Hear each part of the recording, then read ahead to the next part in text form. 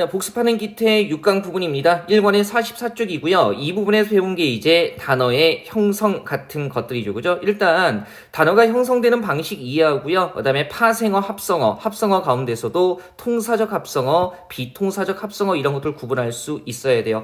단어 형성이 필요한 개념이 바로 이제 어근과 접사인데요. 우리가 실제로 공부를 하다 보면 접사 개념이 좀 헷갈리는 경우가 있어요. 다만 이런 거죠. 우리가 접사 같은 경우는요. 문장에서 단독으로 단어로 쓰이지 못하고 그 자체로 구체적인 대상을 가리키지 못하는 특성이 있다라는 거. 그래서 물론 자주 쓰이는 접사 같은 것들은 암기하면 좋기는 한데요. 실제로 접사가 결합한 파생어 같은 거 구분할 때 단어를 크게 두 부분으로 쪼갠 다음에 어떤 단어가 있을 때 크게 두 부분으로 쪼갠 다음에 한 부분이 용언의 어간도 아니고 그죠? 용언의 어간도 아니고 그 다음에 이 부분이 문장에서 한 단어로 따로 쓰이지 않고 이것만으로 구체적인 대상을 가리키지 못할 때는 이게 뭐가 되는 거예요?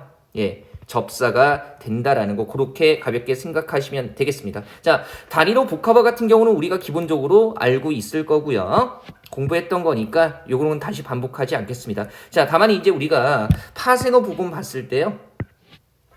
3번의 파생어 부분 봤을 때 파생어는 당연히 어근에 접사가 결합한 거고요. 다양하게 붙을 수 있는 접두사 같은 것들이 있어요. 그래서 이런 접두사들이 붙으면 파생어라는 거 알아두시고요. 다만 접두사 결합했을 때 역시 표준어나 맞춤법상으로 중요한 것이 있죠. 그게 뭐예요? 해와 핵 같은 거. 둘 다 의미는 같은데요. 의문 조건에 따라서 붙는 게 달라지니까 이거 접두사라는 것도 아셔야 되고요. 언제 붙는지도 기억하셔야 돼요. 우리가 보조단에서 이미 확인을 했던 거죠. 그래서 기본적으로 해 같은 경우는 어때요? 예, 된소리, 거센소리 앞에 그 다음에 햇 같은 경우는 어떻습니까? 예, 예사소리 앞에 결합을 하게 되는데 다만 쌀 같은 경우에 우리가 옛날에 쌀은 요렇게 적었었죠.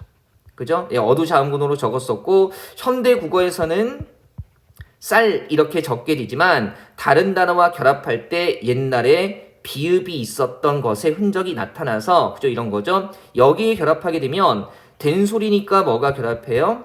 해가 결합하게 되고 옛날에 비읍이 있었던 흔적 때문에 그래서 결과적으로 표기할 때는 햅쌀 이렇게 표기를 하게 되는 거고요. 그죠? 그 다음에 여기서 보리 같은 경우는 보리는 어때요? 예, 예사소리니까 햇이 붙어서 햇보리 이런 식으로 표기하게 되는 거죠. 요거 접두사 파악하는 거 크게 우리 교재 나와 있는 거 1권에는 어렵지는 않아요. 그래서 표기상 주의해야 되는 거 확인하시고요.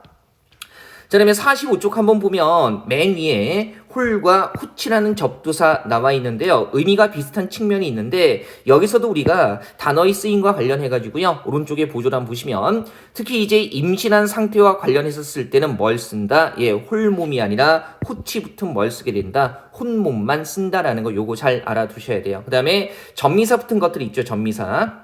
자, 여기서도요. 단어 자체에 표기 주의해야 되는 것들이 있어요. 그래서 예를 들면 꾼꾸러기, 떼기, 박이 쭉 나오는데요. 박이하고 관련해가지고요. 그죠? 일단 무엇이 박혀있는 것을 얘기하는 건데 우리 소박이 혹은 오이소박이라고 한다는 거 오이소백이라고 하지 않도록 조심하셔야 되고요. 그 다음에 백이 같은 경우에 어린아이의 나이를 먹은 정도 같은 거 얘기하기 때문에 2살 박이, 4살 박이가 아니라 2살 백이, 4살 백이 이렇게 써줘야 되는 거고요. 그 다음에 빼기가 붙은 말 중에는요. 곱빼기 같은 것들이 상당히 중요해요. 그죠? 예사소리 배기로 적지 않도록 조심하셔야 되고요. 그 다음에 스럽다가 붙은 것들 중에 예스럽다, 그죠? 스럽다라는 것은 기본적으로 명사 어근하고 결합을 하기 때문에 예스럽다가 아니라 예스럽다 이렇게 쓰게 되고요. 그 다음에 적다 같은 것도 전미사인데요. 그런 것을 느끼게 하는 데가 있다고 했을 때 중요한 어휘가 뭐가 되는 거예요? 자, 객적다, 그 다음에 겸연 적다 해가지고요. 명확하게 전미사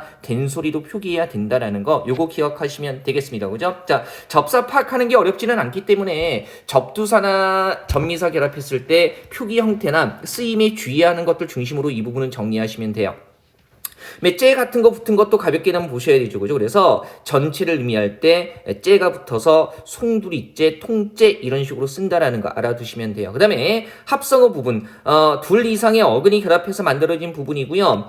1번에 의미에 따라서 분류하는 건 크게 어렵지는 않죠. 시험에 주로 나오는 것들이 이 부분에서 나오면 구성에 따른 분류 방식입니다. 그래서 합성어를 나왔을 때 통사적인 합성어와 그 다음에 비통사적 합성어 구분할 수 있어야 되는데 재미있는 게 뭐냐면 비통사적 합성어로 나오는 패턴들이 정해져 있다는 거예요. 물론 개념적으로 우리말 문장의 일반적인 단어 배열법과 일치하는 합성어가 통사적 합성어, 그 다음에 그 반대가 비통사적 합성어라는 거 기본적인 개념은 잡아두시면 되고요. 다만 시험에 나오는 비통사적 합성어가 이런 거죠. 합성어의 한쪽 어근이 다음 페이지예요. 46쪽이고요.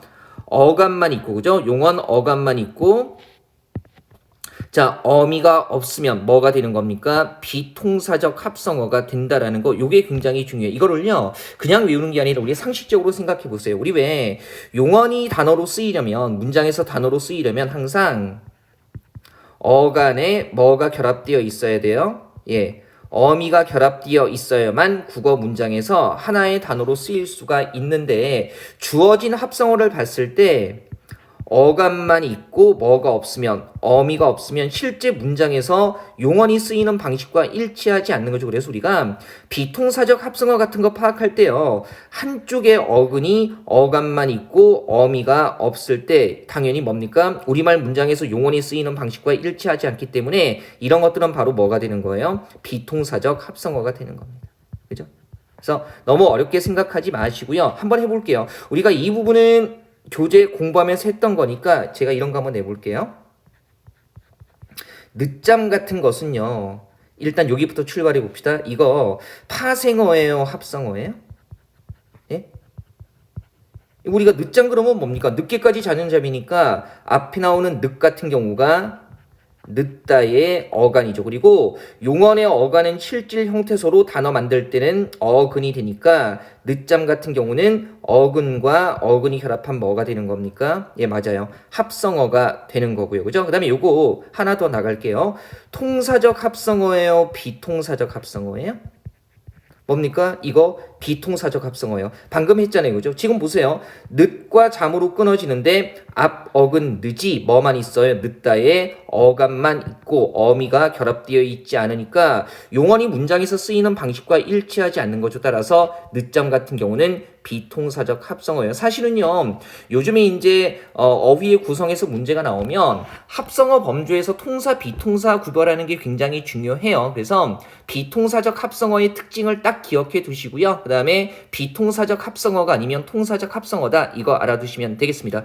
개념 플러스에 나와 있는 융합 합성어의 의미 같은 경우는요. 현재로 쓰는 공무원 국어 시험에 문맥에 따라서 다르게 쓰이는 게 출제된 적이 없어요. 그래서 우리가 공부했던 대로 문맥에 따라 그냥 두 가지로 쓰이는 거, 그 범주만 잘 정돈하시면 되겠습니다. 그래서 가볍게 보세요. 억지로 외우지 마시고 이를테면 밤낮 같은 거 확인하시고요. 그 다음에 손발이라는 거, 그죠? 그 다음에 뭡니까? 춘추 같은 거, 피땀 정도 문맥에 따라서 어떤 의미로 쓰이고 그때 뭐 대등 종속 융합 중에 어떤 합성어가 되는가 가볍게 확인하시면 되겠습니다. 여기서 가장 중요한 건 비통사적 합성어의 구조를 아는 거, 이 부분이 가장 중요한 거예요.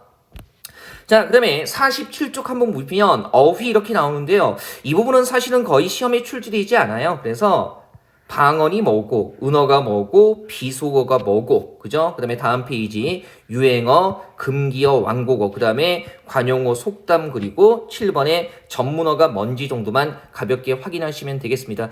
우리 진도 나간 부분에서 이 부분을 수업 시간에 자세히 설명드리기는 했는데 시험에는 거의 나오지 않는 부분이기 때문에 복습하실 때는 그냥 개념 정도만 가볍게 확인하시면 되겠습니다. 자, 복습하는 기태 6강 부분은요, 이렇게 해서 마무리할게요.